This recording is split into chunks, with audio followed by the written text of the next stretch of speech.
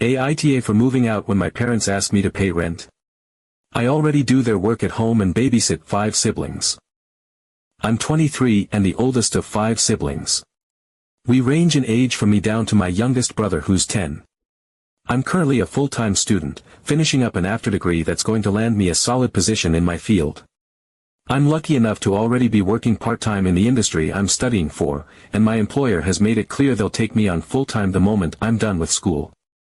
The part-time job pays well enough that I can cover my tuition, my living expenses, and still set some aside each month.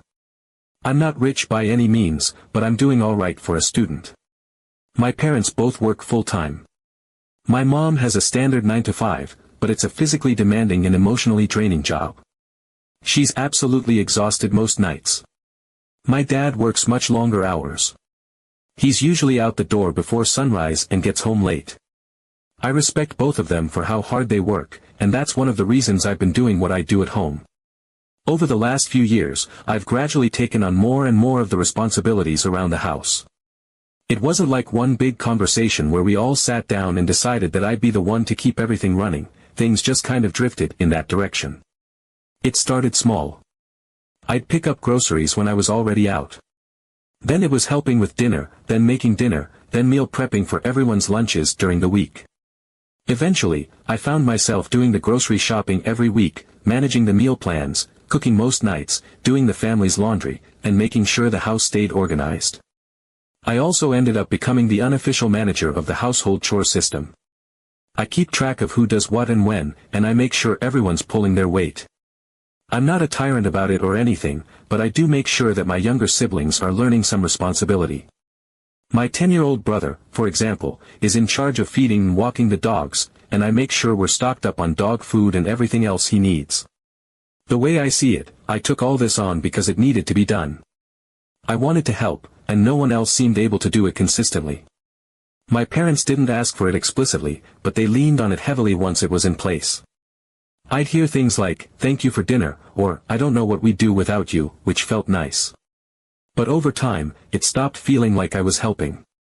It started to feel like I was expected to keep it all together. Like if I dropped the ball, the whole house would just fall apart. Then Christmas came. I'd had my eye on a PlayStation 5 for a while, and I finally found a decent deal and decided to treat myself. I keep it in my room, and it's strictly mine. The rest of the family still uses a shared PlayStation 4 in the living room. I didn't make a big deal out of it, didn't rub it in anyone's face, just quietly enjoyed having something that was mine and mine alone. Apparently, my 20-year-old brother wasn't too thrilled about that. He started complaining to our parents about how I was making so much money and not sharing anything. His words, not mine. He made it sound like I was swimming in cash and hoarding it all to myself, which was kind of rich coming from someone who works part-time and doesn't pay rent, doesn't contribute to the household budget, and only sporadically does his assigned chores when reminded. So then came the talk. My parents sat me down and said they'd been hearing that I was being unfair with my money. That I lived under their roof and that they expected a financial contribution now that I was earning more. They didn't yell, but the message was clear: I was being selfish. I pointed out, calmly, I might add, just how much of the household labor I took on, and they acknowledged that, but said it still wasn't right that I was earning more and not giving back. I walked away from that conversation feeling completely gutted. I had been working hard for years, not just in school and at my job, but at home too. And not once had anyone said, "We want to talk about how we can ease your burden." Not once did they say, "You're doing too much, let us help." Instead, the moment I bought something nice for myself, suddenly I was selfish. Suddenly, the invisible labor I had been doing for so long didn't count for anything. So I went to my room and did some math. If I gave them the amount they asked for each month, I'd still have about $800 left after bills, savings, and spending. Which is okay, but it wasn't just about the money. It was the principle. I was expected to work, go to school, manage the household, and now also financially contribute just because I was finally getting a small taste of financial stability. I looked at my course load and realized that if I dropped a couple of classes, I could shift to nearly full-time hours with my employer. It would push back my graduation by a year, but I'd be making significantly more money, and I could afford to get my own place. And with my own place, I wouldn't be the household manager anymore. I wouldn't be the one doing laundry for 6 people, planning meals for the week, cooking, shopping, organizing, and fielding complaints about who did or didn't clean the bathroom. I would have time. I would have peace. I would finally have space that was truly mine, not just a bedroom with a door I closed at night. So now I'm stuck in this weird place where I'm seriously considering moving out. I know that if I go, things at home will get chaotic fast. The laundry won't do itself. The meals won't prep themselves. The grocery lists won't write themselves. And I know my siblings aren't used to taking on that level of responsibility because I've been doing it for them for years. But is it my job to keep doing it forever? Is it fair that I'm expected to give up my own time and money just so everyone else can coast a little longer? I didn't sign up to be a third parent. I love my family, but I'm also tired. And I'm tired of being told that everything I do still isn't enough. So yeah, I'm strongly leaning toward getting my own apartment, shifting my schedule, and giving myself the space to actually live a little. I know it's going to be hard for them. I know my parents will be stressed and my siblings will be overwhelmed. But maybe that's what needs to happen for them to realize just how much I've been doing all along. Would I be the asshole if I walked away from that responsibility and let them see what life is like without me running the household? Or is this the moment where I finally choose myself for once? Update 1. So, I did it. I packed up and left. It wasn't some dramatic confrontation or heated exit. There were no shouting matches, no slammed doors, no tearful goodbyes. I just left. I packed my car with everything I owned, which, honestly, was kind of humbling. Years of being rooted in the same place and all my worldly possessions still fit into the trunk and back seat of a modest sedan. A few boxes of clothes, my laptop, my work stuff, a small TV, and of course, the PS5. That came with me like it was a piece of treasure. I had already found a short-term Airbnb before I told anyone my decision. I didn't want to deal with the emotional fallout in the moment. I had 2 weeks booked in a tiny one-bedroom unit downtown, just enough time to give myself a breather and get everything sorted with my job, classes, and a lease for an actual apartment. The Airbnb wasn't fancy, but it felt like freedom. The first night I sat on the couch with takeout and silence and just let myself exist without someone asking where the laundry detergent went or what was for dinner tomorrow. No demands. No obligations. No responsibilities except the ones I chose. I'm not going to lie, I may have gone a little overboard on Tinder. I hadn't realized how much of my life had been paused while I was under my parents' roof. It wasn't just the logistics of not having privacy, it was the psychological weight of always being on. Always managing. Always the reliable one. I'd never had the chance to really date, not properly. And now here I was, living alone for the first time, with a decent income, time to spare, and no one watching over my shoulder. Let's just say I made up for lost time. No regrets. After 2 weeks, I signed a lease on a small but comfortable apartment just outside the city core. It's not luxurious, but it's clean, quiet, and most importantly, mine. I set up my own little corner of peace. A couch that no one else sits on. A kitchen where nothing disappears. A bedroom that stays clean unless I mess it up. I'm still finishing out this semester as a part-time student to keep things steady, but I've already arranged to move to full-time hours with my employer over the summer. Then, come fall, I'll balance a reduced course load with continued full-time work. It means my second degree will take a bit longer, but I'm financially independent now, and that matters more. Of course, this all came with fallout.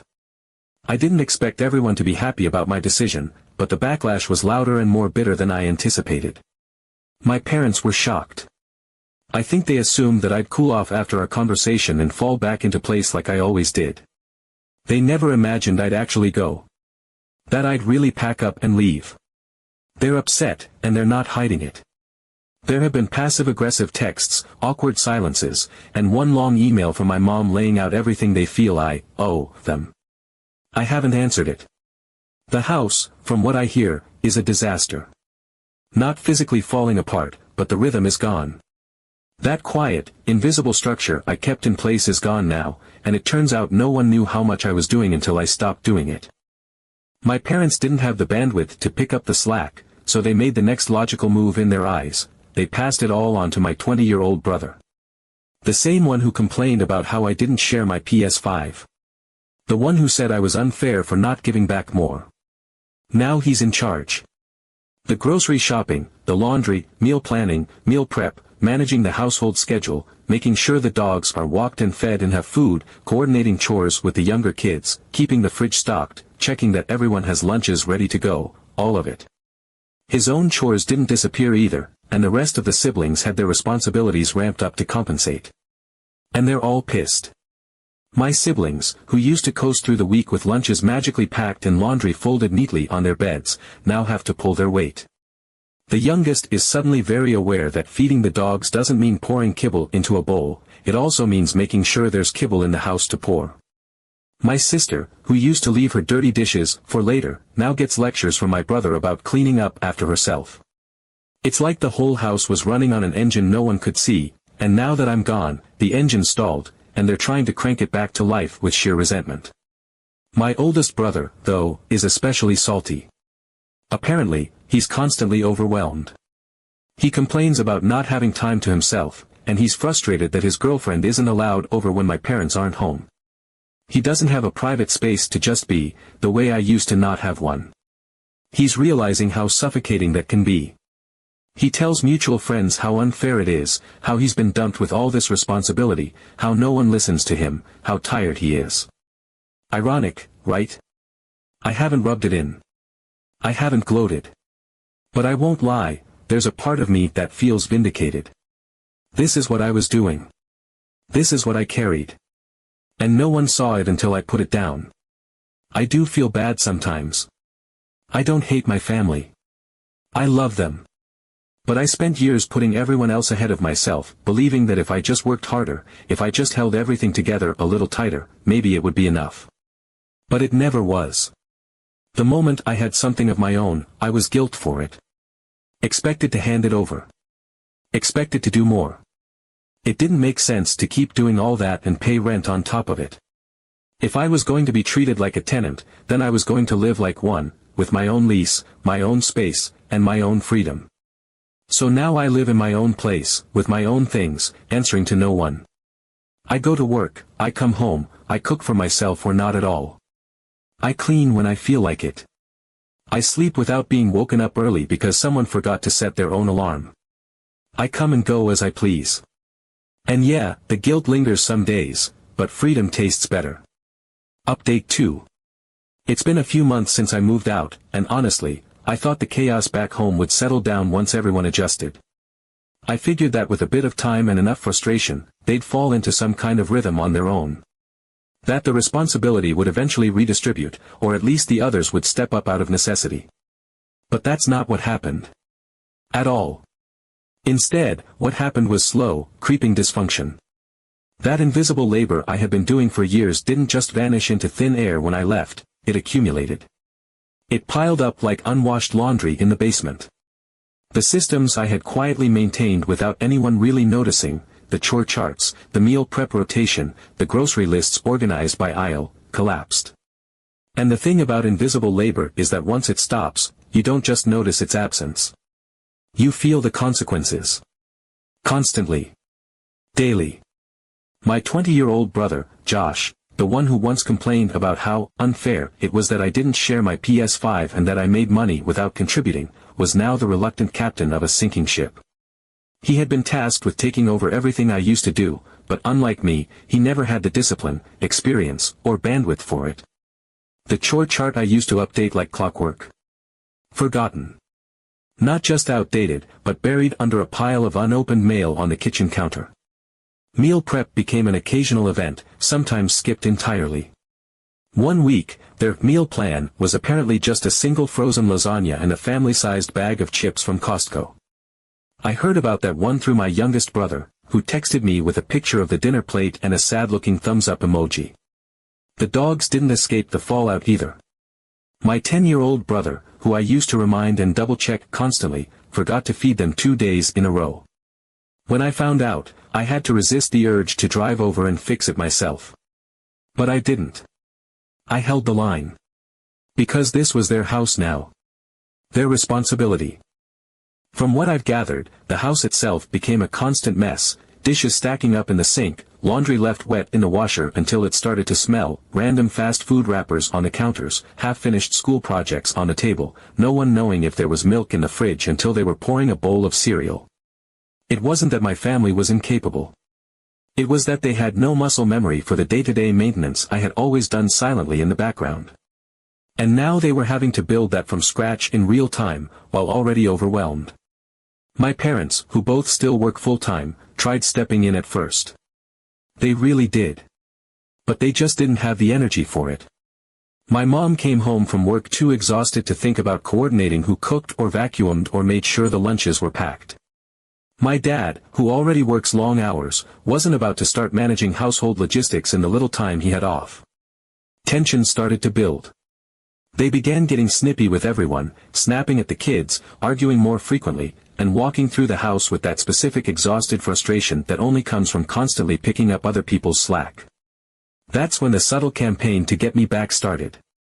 First, it was small, easy-to-ignore texts from my mom. "The kids miss you. Maybe come by for dinner," or "made your favorite tonight in case you're in the area." Then my dad started chiming in. "Hey, the Wi-Fi setup's been weird. Think you could help out?"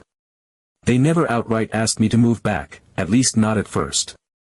But the intention was clear, they were trying to test the waters. Trying to reel me back in with nostalgia, guilt, and small requests that they hoped would snowball. I wasn't buying it. I stayed polite but firm, that's not my job anymore. I didn't move out on a whim. I left because I had spent years being the unpaid, unacknowledged third parent of that household. I wasn't going to be lured back in to patch up the sinking boat while everyone else kept drilling holes in the hull. But they didn't stop. After a few more weeks of things spiraling, the subtlety disappeared. I got a phone call from my mom one evening.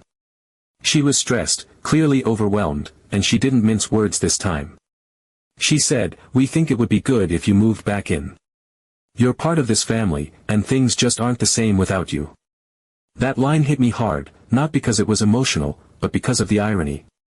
Things weren't the same without me. Exactly. That was the point. I reminded her that I left for a reason. That I wasn't their built-in caretaker. That if the household wasn't running smoothly, it wasn't my fault, it was the result of years of taking me for granted. If they wanted to fix it, they needed to start teaching the younger siblings how to contribute, not just wait for me to come back and rescue them. She wasn't thrilled with that answer. And then something unexpected happened. My dad reached out again a few days later. But this time, it was different. He wasn't trying to guilt-trip me or sugarcoat anything. Instead, he offered a compromise. He said, "What if we actually paid you? Like, a proper arrangement. You'd have clear responsibilities, but you'd also get rent money and your own schedule." At first, I laughed out loud. The idea of being a paid family coordinator sounded absurd. Like some weird, dystopian domestic internship. But then I started thinking. Why was it absurd? I'd been doing unpaid labor for years. Running a household of 7 is not some casual side hobby, it's a full-time operation. And if they were finally recognizing that labor had value, was it really so crazy? What if I treated it like a part-time job? What if I had boundaries and structure? What if I didn't live there, but visited on designated days, handled what needed to be done, and got compensated accordingly? What if I took the emotional messiness out of it and approached it like I would any other contract gig? What if, instead of running myself ragged for free, I set limits and got compensated fairly? Update 3. So, I moved back, but on my terms. After my dad floated the idea of a paid arrangement, I spent a couple of weeks thinking it through. I weighed the pros and cons, wrote out a list, ran numbers, and talked it over with a couple of friends. The idea of returning to the house I'd fought to escape felt like a step backward. But the idea of monetizing the labor I had already been doing for years, without recognition, was strangely appealing. Not because I missed the chaos, but because for the first time, I'd be in control. I wouldn't be drifting back into old patterns. I'd be coming in as someone with leverage, with structure, and with the ability to say no. So we negotiated. I was clear from day one, no rent, period. I wasn't going to move back in just to pay for the privilege of doing domestic labor. My parents agreed. I told them I wanted my own room, which was a given, but I added a lock on the door myself, bought it, installed it, and kept the key on my own ring. It was symbolic as much as it was practical. This was not going to be my childhood bedroom anymore. This was going to be my space, with boundaries. But the most important part was the written agreement. I typed it up myself. Nothing fancy, just a clean, one-page document that laid out exactly what I would and would not be responsible for. I'd coordinate the household logistics for no more than 5 hours a week, total. That included, prepping meals for the week on Sundays, just dinners, lunch is everyone's own problem, building out a grocery list based on what people submitted to the shared spreadsheet, and creating a weekly chore chart that broke tasks down by day and assigned them out by name. On Wednesday evenings, I'd check in, make adjustments, and reassign anything that had fallen through the cracks.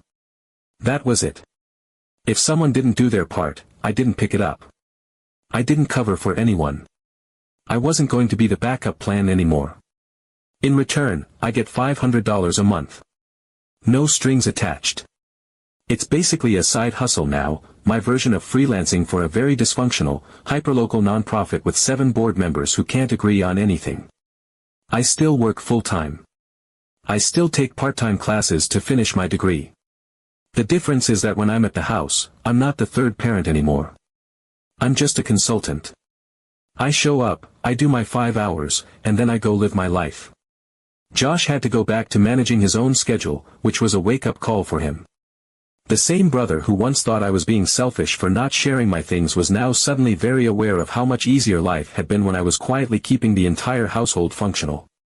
Now, he has to do his own laundry, prep his own meals, and juggle chores like everyone else.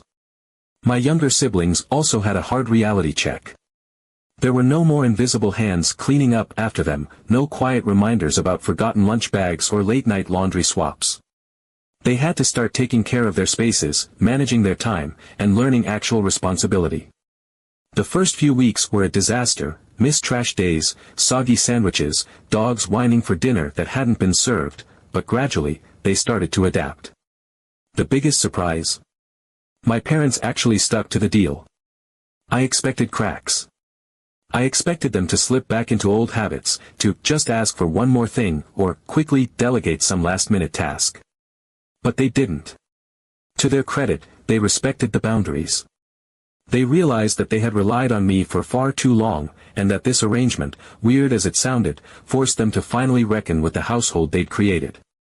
I wasn't the live-in patch for their lack of structure anymore, I was just the planner. The accountability system. And they had to actually follow through. And I think that's what changed the dynamic most of all, the house didn't magically become efficient or organized overnight. It's still loud and messy. Someone still forgets to put the laundry in the dryer. The dogs still bark too early in the morning. But now, the mess belongs to them. It's not mine to solve. I'm not absorbing the stress like I used to. I don't feel like I'm suffocating under expectations I didn't sign up for. I walk into the house, do what I've agreed to do, and walk away with my peace intact. It's weirdly satisfying to see the whole thing working, not smoothly, but functionally. It's not perfect, but it doesn't have to be. The house runs, even if it sputters sometimes.